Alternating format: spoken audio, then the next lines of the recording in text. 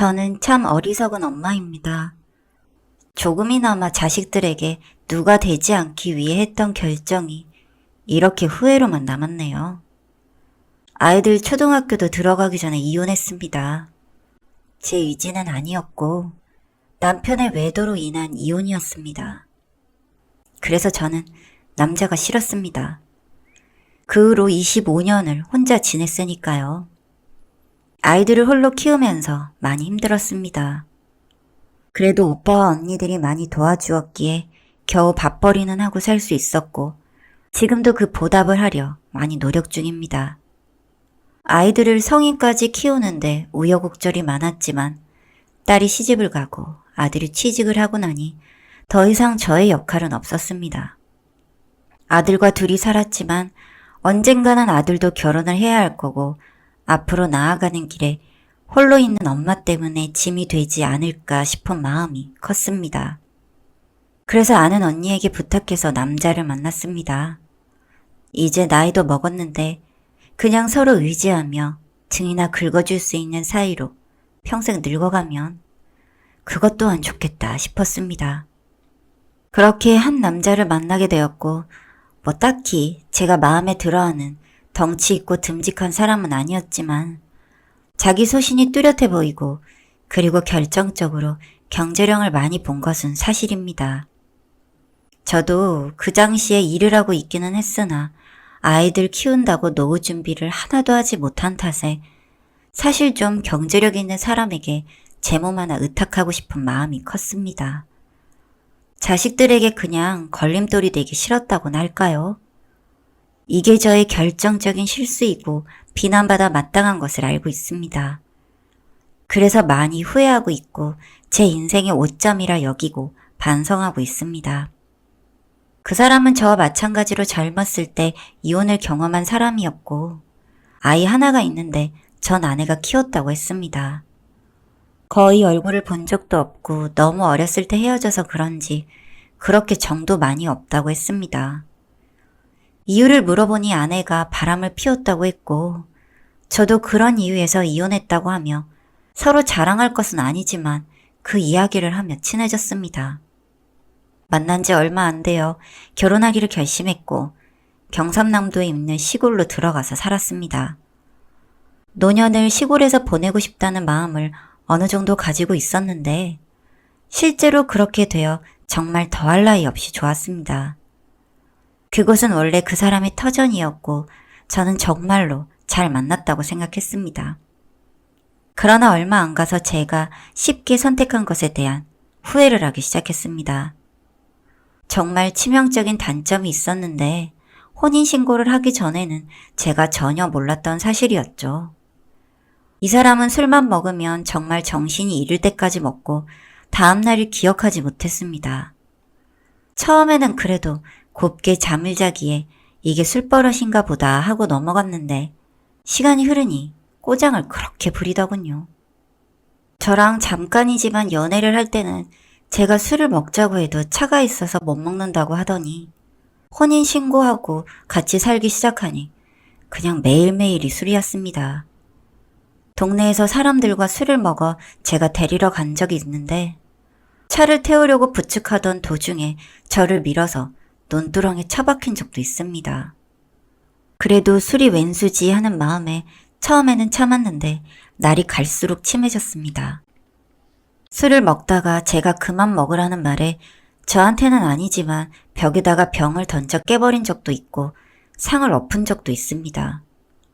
내가 내 집에서 술 먹는데 이래라 저래라 하지 말라면서 폭력적인 모습을 보이기에 그때부터 슬슬 겁이 나기 시작했습니다. 술을 안 먹으면 정말 양반인 사람인데 취하면 돌변을 하니 저도 고민이 많았습니다. 아들한테 얘기해서 의논을 하려고 했지만 또 저 때문에 계속 걱정할까봐 그러지도 못했습니다. 아들은 제가 외롭지 않게 사는 것은 100번 찬성하지만 그래도 어느 정도 만나보고 결정해도 되지 않겠냐고 저를 설득했었는데 그때 제 마음은 어차피 살 거면 하루라도 빨리 합쳐서 사는 것이 낫겠다 싶은 마음이었는데 어찌 보면 정말 철이 없었네요. 그냥 혼자 살아도 내 한몸 검사할 수 있었지만 저 때문에 늘 집에 일찍 들어오고 평생 엄마랑 살 거라는 아들이 왠지 모르게 걱정이 되어 한 선택이었는데 저한테는 독이 된 것이죠. 그러던 어느 날 술에 좀 취해서 동네에 있는 본인 친구들을 집에 데리고 왔는데 당연히 저희 집 개는 모르는 사람이 오니 짖지 않겠습니까? 그런데 시끄럽다고 몽둥이로 머리를 때려서 그만 개가 죽고 말았습니다. 저는 그 사건이 너무 충격적이고 아직까지도 마음이 아픕니다. 이렇게 폭력적인 사람인지 몰랐는데 결국 나중에 저 대상이 내가 되지 않을까 겁이 나기 시작했고 술 먹을 때는 최대한 심기를 건들지 않으려고 애썼습니다.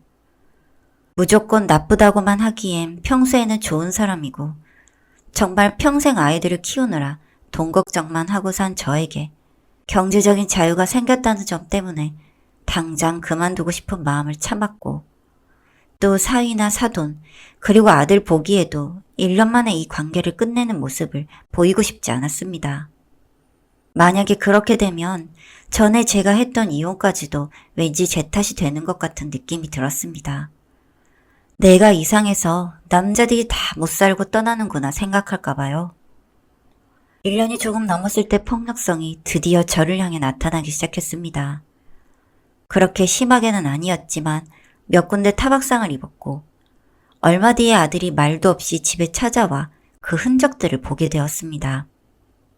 누가 그랬냐고 자꾸 묻는데 거짓말로 둘러댔으나 눈치가 빨라 얼른 말하라고 절 닥달했고 사실대로 말하니 당장 짐 싸라고 하더군요. 이렇게 살 거면 그냥 좀 부족하게 살아도 자기랑 같이 살자면서요. 그리고 그 사람한테 가더니 정말 아버지라고 생각하고 마음으로 대하고 있었는데 이런 모습 보는 거 정말로 실망스럽다고 하면서 그냥 혼자 사시라고 하고 저를 데리고 나가려는데 그 사람이 그렇게 미안하다고 하면서 빌더군요. 저도 이런 식으로 끝내는 건 아닌 것 같아 아들의 손을 놓았습니다. 부부끼리 그럴 수도 있으니 이번 한 번은 그냥 넘어가려고 했다. 그래서 너한테 말을 안 한 거고 다음에 또 이런 일이 있으면 네가 이러지 않아도 내가 살지 않을 것이니 걱정하지 말라고요. 아들은 씩씩거렸지만 제 뜻을 꺾을 수 없었던지 그냥 가버렸고 그 사람은 저한테 미안하다며 술도 좀 줄이고 다시는 그러지 않을 테니 용서해달라고 했습니다. 마음의 상처가 조금 남았지만 그래도 반성하는 모습을 보니 이젠 그러지 않겠구나 생각하고 다시 잘 살아보자며 다독였습니다. 그렇게 얼마간은 조용하게 지냈던 걸로 기억합니다. 술을 먹어도 좀 조절하려고 노력했고 조용히 방에 들어가 잠만 자더군요. 얼마 뒤에 동네에서 부부 동반으로 모임이 있어서 참석했습니다. 저는 그런 자리 불편하긴 하지만 워낙 친한 사람들이고 모임이 아니더라도 동네에서 자주 보는 사람들이었기에 별다른 거리낌 없이 같이 갔습니다. 기분 좋게 이 얘기 저 얘기 하면서 자리가 끝나갈 무렵에 그 사람이 혼자 진지해지더니 본인 친구 중 하나한테 왜 자꾸 내 마누라 쳐다보고 말 거냐고 하면서 버럭 성질을 내더군요. 제가 너무 민망해서 무슨 소리 하는 거냐, 주철 씨도 와이프 옆에 있는데 지금 그런 말하면 어떡하냐며 다그쳤더니 이것 봐라, 뭐가 있으니까 이렇게 편을 들지 하면서 저를 바람피운 여자로 몰아가고 너희 둘 다 죽여버린다며 난동을 피웠습니다. 정말 사람들한테 민망하고 그 친구분 와이프한테 죄송해서 몸둘 바를 모르겠어서 사람들의 도움을 받아 억지로 밖으로 끌어냈는데 나와서도 난동을 피면서 그 친구를 때리고 서로 치고받고 난리도 아니었습니다. 겨우 뜯고 말리고 집에 오는데 저를 계속 바라핀 여자 취급을 하고 언제부터였냐며 절 다그치는데 도대체 뭘 보고 그러는 건지 저는 전화번호도 모르고 그냥 가끔 같이 놀러 오면 얼굴이나 보는 사이였는데 말이죠. 제발 좀 말이 되는 소리를 좀 하라고 해도 보는 눈빛이 짜냈니 뭐니 뭔가 있는 거 다 알고 있다며 절 몰아붙이는데 그냥 입을 닫아버렸습니다. 그렇게 혼자 씩씩대다가 방에 들어가서 잠들었습니다. 다음날 제가 물으니 기억도 안 난다고 하더군요. 싸운 것만 기억나는데 왜 싸웠는지 기억이 안 난다나. 정말 속 편한 사람이었습니다. 술만 먹으면 필름이 끊기고 난폭해지는 성향이 너무도 짙었기 때문에 병원 치료도 권유한 적이 있습니다. 원래 그런 치료는 부부가 같이 받는 것이 좋다고 하기에 저 역시도 병원에 가서 그런 상담과 치료를 받을 생각이 있었고요.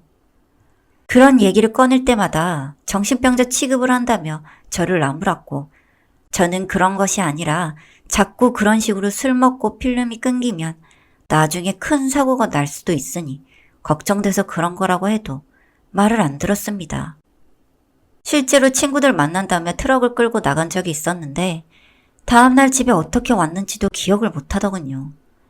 본인이 직접 운전해서 왔으면서 말이죠.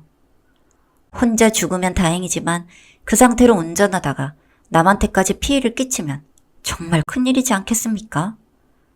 그렇다고 제가 같이 사는 사람을 신고할 수도 없는 노릇이고, 참 고민이 많고 무섭기도 하면서 여러 가지의 감정이 들었죠. 점점 저도 지쳐가는 날들을 겪었지만 그래도 제가 살고 싶었던 시골에 사는 것으로 만족하며 살려고 늘 제 자신을 다독였습니다. 내가 살면서 남자복은 없구나 하며 그냥 포기를 하는 마음이었죠. 또 그렇게 몇 개월이 지나고 아들이 이제 결혼을 하겠다며 여자를 하나 데려왔는데 제 눈에는 그렇게 이쁠 수가 없어서 밥도 차려주고 이것저것 묻기도 하고 주책을 떨었죠. 그 사람이 술 한잔 하자면 먹는데 왠지 불안한 예감에 말렸으나 아들이 저한테 와서는 나 있는데 설마 그러겠어 하기에 그래, 그래도 너무 많이 먹이지는 말라고 했습니다. 분위기가 좋았는데 조금씩 표정이 변하더니 결국 네가 나한테 이렇게 잘하려고 하는 것도 다 내 재산 가져가려고 하는 거 아니냐며 말도 안 되는 소리를 하는데 아들은 그냥 돈 한 푼 안 줘도 되니 엄마랑 평생 행복하게만 살아달라고 부탁을 했습니다. 그러니 그 사람은 다 쓰고 죽을 거니까 그런 마음 있으면 얼른 버려버리라고 굳이 안 해도 될 말을 아주 기분 나쁘게 하더군요. 취한 거 아니냐며 이제 그만 마시라고 만류하는데도 하나도 안 취했다고 하면서 내 진심이 그렇다면서 자꾸 주정을 부리는데 데리고 온 아이에게 민망하기도 하고 미안해서 얼른 가보라고 했습니다. 아들도 데리고 온 아이 때문에 계속 그러고 있을 수가 없는데 가고 나면 또 무슨 일이 생길까봐 발걸음이 무거워하는 거 괜찮다며 빨리 보냈죠. 역시나 가고 나서 저한테 뭐라고 하더군요. 당신이 그렇게 갑자기 보내버리면 나를 얼마나 우습게 보겠냐면서요. 그런 거 아니고 같이 온 손님도 있으니 시간 늦기 전에 보낸 거라고 아무리 설득을 해도 막무가내였고 술을 더 꺼내서 먹더니 결국 저에게 손찌검을 했습니다. 그렇게 반성한다더니 역시 개벌은 난 못 주고 또 그랬고 저도 참지 않을 생각으로 몸싸움을 펼쳤지만 역부족이었죠. 이것저것 상처도 많이 나고 부딪혀서 골반 쪽이 너무 아팠습니다. 다음날 일어났는데 고통이 잘 때보다 심해서 친구에게 여차저차 상황을 얘기했는데 그 친구가 온다고 해놓고는 제 아들한테 전화해서 상황을 말해버렸습니다. 아들이 온 것을 보고 화들짝 놀랐는데 이미 아들은 눈이 뒤집혀 있더군요. 그 사람을 끌어내서 패대기를 치고는 욕을 했습니다. 제가 말렸지만 감당할 수 없었고 질질 끌고 경찰서에 갔습니다. 제 상처들을 보여주며 가정폭력 신고하러 왔다고 했고 일단 진정하고 앉아보라는 경찰관 말에 겨우 진정하고 차분히 이야기를 진행했습니다. 이 정도면 거의 심각한 수준이고 고소까지 가능하다고 하더군요. 지난 얘기들을 하며 진술서도 쓰고 그 사람은 정말 술 취해서 그런 거라며 심신미약 상태라나 뭐 어쩌고 하면서 저한테는 미안하다고 했습니다. 그렇지만 저도 더 이상 이렇게 사는 것을 자식들 볼 낯도 없고 아들한테도 미안해서 그냥 조용히 끝내고 싶었습니다. 자식들한테 짐이 되지 않으려 선택한 것인데 자꾸 걱정만 끼치고 있으니까요. 또 아들도 결혼을 한다는데 괜히 같이 상견례까지 하고 결혼까지 해버린 뒤에 갈라서게 되면 더 골치 아플 것 같아서 저도 결단을 내렸죠. 그냥 다 법대로 해달라고 했습니다. 거기서 알게 된 것인데 이미 가정폭력 전과가 있더군요. 심지어 아이까지도요. 저한테는 아내 외도 때문에 이혼했다고만 했었는데, 그래서 통하는 게 많다고 생각했었는데, 다 거짓말이었습니다. 범죄 경력에 보니 버젓이 적힌 가정폭력 적과를 보며 내가 도대체 여태 뭘 한 거지 싶었죠. 너무 사람을 모르고 제 욕심에 선택한 결정으로 그냥 벌을 받는구나 싶었습니다. 결국 그 사람은 동일 범죄로 인해 형을 살게 되었고 저와도 자동으로 이혼이 성립되었습니다. 참 많은 일들이 있었지만 일일이 다 적을 수가 없겠네요. 전말 365일 중 365일을 술을 먹으며 절 괴롭혔는데 그냥 웬만한 것은 별다른 충격도 없어서 기억도 나지 않습니다. 세상에 정말 좋은 사람 많다지만 저에게 인생에 2명뿐이었던 남자들은 다 나쁜 놈들이네요. 결국 그 사람은 저와 아들을 보며 나와서 평생 후회하게 해준다며 협박까지 했고 그것까지 추가해서 고소를 진행했습니다. 나이가 60인데 할아버지나 돼서 나오려나요? 저를 찾을 수나 있을지 모르겠네요. 저는 섣부른 선택에 대한 대가를 아주 톡톡히 치렀습니다. 이번에 느낀 것이지만 동반자를 얻는다는 것은 쉽지 않은 일이고 역시 좋지 않은 목적으로 만난 인연은 화를 부른다는 것도 알게 되었네요. 늘 신중한 선택하시길 바랍니다. 사연자분이 보내주신 이야기 시작해볼게요. 안녕하세요. 참 별일이 다 있다 싶은 세상 속에서도 저에게만은 이런 일이 안 일어날 것처럼 살아왔습니다.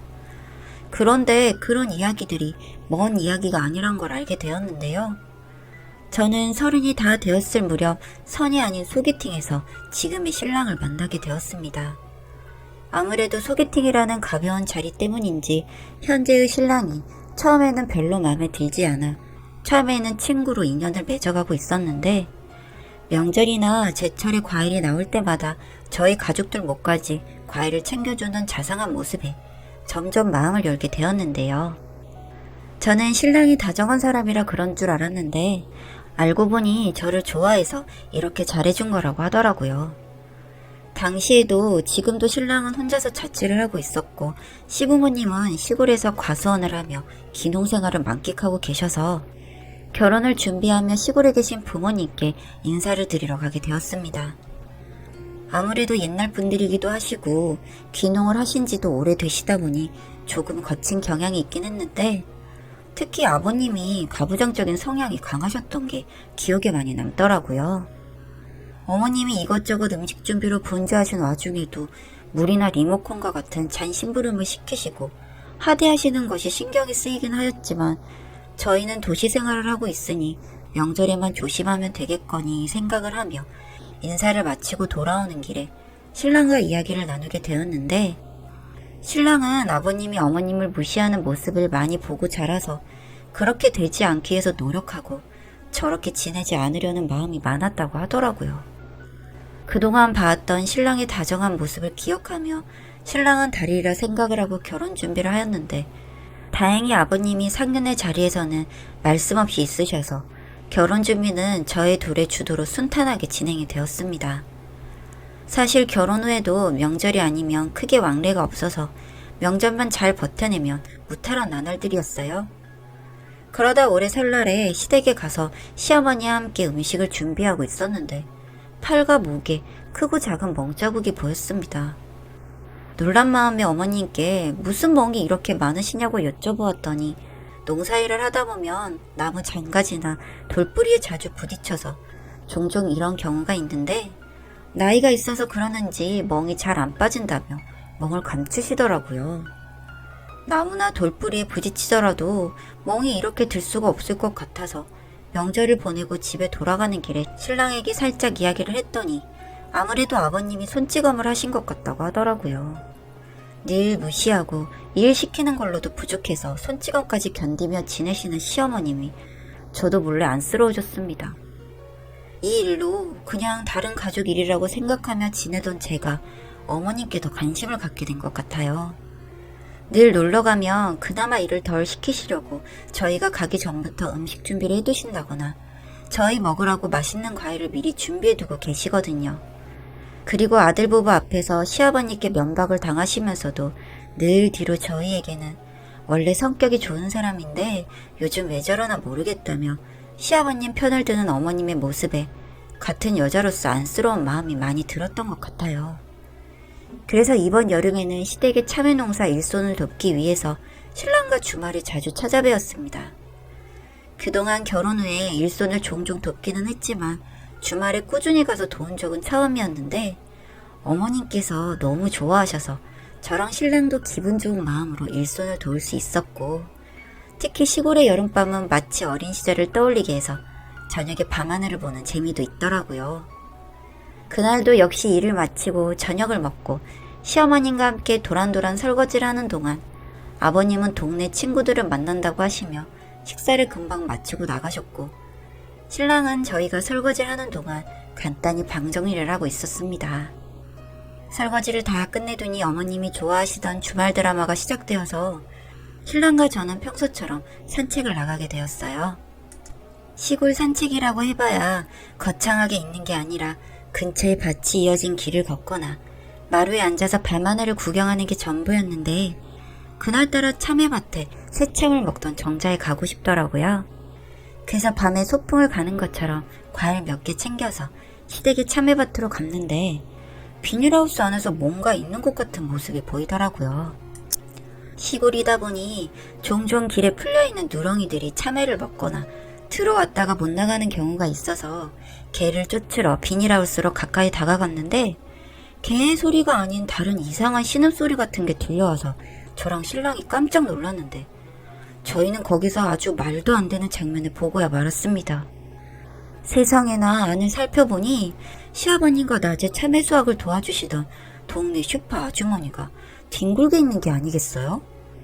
자세히 보지 않더라도 어떤 상황인지 알 수 있는 형태와 소리에 저는 정말 너무 놀라서 악소리도 못하고 신랑 손에 이끌려 다시 시댁 근처로 오게 되었습니다.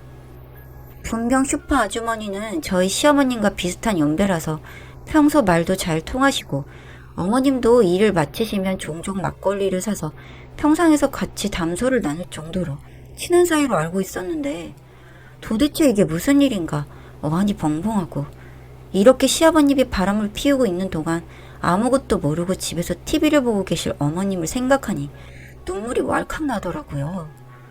저도 모르는 사이에 제가 어머님을 많이 걱정하고 생각하고 있는 게 그날 느껴졌어요. 사실 저희 부모님도 아버지의 바람으로 이혼을 하셔서 그런지 더 마음이 안 좋았던 것 같아요. 신랑은 놀래서 멍하니 울고 있는 저를 보고서는 우선 어머니께 이 이야기를 말하지 말아달라고 말을 하더라고요.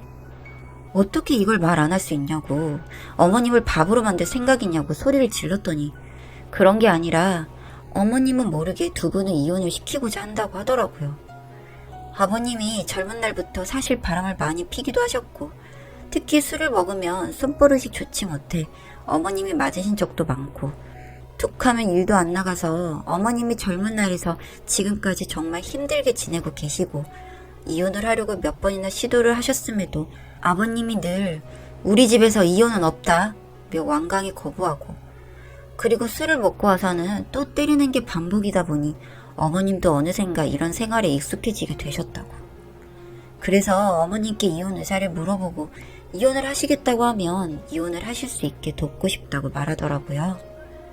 그 다음 주 주말에는 신랑 혼자 시골로 내려갔고, 돌아올 때는 시어머님도 함께였습니다. 물론 처음에는 신랑도 어머님께 아버님이 또 바람을 핀 걸 말하지 않으려고 했는데, 어머님이 갑자기 무슨 이혼이냐며 집요하게 물으시는 바람에 결국 아버님이 바람 피는 모습을 목격했다고 말을 했고, 어머니께서는 너털 웃음을 지으며 이혼을 하기로 하셨다고 하더라고요. 처음에는 어머님을 이렇게 바로 모셔올 생각을 하고 갔던 건 아니긴 했지만, 어머니께서 이 사실을 모두 알게 된 이상 한 집에서 한시도 같이 못 있겠다고 하셔서 참외 수확도 마다하시고 저희 집으로 올라오셨습니다. 저도 부모님과 이혼을 겪었고 경제적인 이유 때문에 어머니가 아닌 바람을 핀 아버지 손에 자라서 성인이 된 이후로도 연락을 끊고 지냈는데, 어머니께서 집에 있으니 따뜻한 밥도 먹을 수 있고 어쩐지 엄마 같은 느낌이 들어서 싫지만은 않더라고요. 어머님이 집에 오시고 나서 하루도 되지 않아 아버님이 전화를 하셔서 욕을 하시고, 이혼을 할 수 없다며 길길이 날뛰시더군요, 정말. 늘 유순하던 어머님도 이번에는 뭔가 달랐기 때문인지 아버님께 이혼을 해주지 않으면 그간의 가정폭력과 상간녀 소송을 걸겠다고 엄포를 놓으시고 혹시 찾아오면 더는 찾을 수 없는 곳으로 가버릴 테니 각오하라며 소리를 지르시는데 제가 아는 어머님이 맞나 싶을 정도로 똑똑하고 멋있었습니다. 어머님이 저희 집에 오시게 된 순간부터 마음 한편으로는 어머님을 모시고 살아야 한다는 생각이 자라고 있었는데 저희 집에서 머무르신 지 2주 정도 되는 무렵에 저와 신랑에게 외식을 하자고 하시더라고요. 어머님께서 고기가 드시고 싶으신가 보다 싶어서 얼른 지갑을 챙겨 신랑과 어머님을 모시고 소고기를 먹으러 갔는데 고기를 맛있게 드시던 어머니께서 내일 본인은 나가서 혼자 살겠다고 하시는 거예요. 저도 신랑도 이게 무슨 소리인가 싶어서 무슨 이야기를 하시냐고 했더니 도시 생활이 낯설어서 저희 집과 멀리 떨어질 수는 없고 10분 정도 거리에 방을 계약해 두었다고 말씀하시더라고요. 저희가 결혼할 때 양가의 도움 없이 시작을 했는데 사실 그때 어머니께서 저희에게 주시려고 모아두신 돈이 있었다고 해요. 그런데 상황이 이렇다 보니 우선 급한 대로 방을 계약하는 데 쓰셨고 이혼하고 위자료를 받으면 다시 돌려주겠다고 하시며 너희 부부한테 얹혀 살 생각 없고 늘 신랑 삼시세끼 밥 챙기느라 힘들었으니 배달도 시켜먹고 밖에서 외식도 하며 남은 인생 본인 마음대로 즐기겠다고 하셨습니다. 왠지 그런 어머님의 마음이 이해가 되었고 또 이렇게 일을 착착 진행해 가시는 어머님이 정말 멋지다는 생각이 들었습니다. 그리고 이런 어머님 곁에서 잘 모시면서 앞으로 남은 인생에 힘을 드리고 싶다는 생각을 했습니다. 결국 어머님과 아버님은 이혼을 하셨고 늘 삼시세끼 어머니께서 따뜻한 밥을 챙겨주셨는데 그 밥을 먹지 못하니 저한테 매일 전화해서 볶아대는 통에 신랑이 화가 나서 저희랑도 연을 끊게 되었네요. 전 가족을 다 잃고도 변하는 게 없으신 건지 그동안의 어머니의 삶이 참 안타깝다는 생각이 또 한 번 들었습니다. 앞으로 우리 어머니 꽃길만 걷게 해드리려고 합니다. 여기까지 읽어주셔서 감사드려요.